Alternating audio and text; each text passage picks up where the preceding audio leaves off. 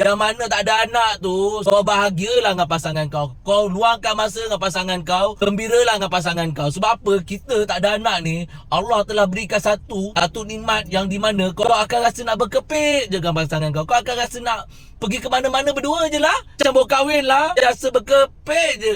Macam berlangkas, tapi tak tahulah kau rasa tak bahagia. Ada anak tu punca kau boleh jadikan itu satu alasan untuk kau bercerai atau bermadu. Bagi akulah tak ada anak, itulah satu benda peluang untuk aku. Aku nak ke mana-mana, berisaukan siapa-siapa. Hanya kami berdua je. Makan pun tak payah fikir siapa-siapa. Fikirkan kami berdua je.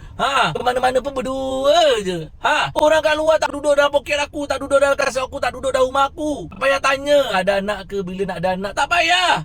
Sibuk tanya orang ada anak. Aku bahagia je lah. Tak ada anak ke, ada anak ke, aku bahagia. Orang pula yang tak bahagia tengok aku tak ada anak. Korang pula tak ceria bila aku tak ada anak. Korang pula yang tak gembira bila aku tak ada anak. Ada ke tak ada ke, sama je. Yang penting bini aku happy sudah. Aku marah sangat ni. Duk tanya ada anak. Tapi bukan aku, orang lain lah. Aku pihak kepada orang yang tak ada anak. Tu je aku pesan kat korang yang mana tak ada anak. Jangan stres-stres. Hidup kena bahagia, hidup kena gembira dengan pasangan korang. Okay? Assalamualaikum.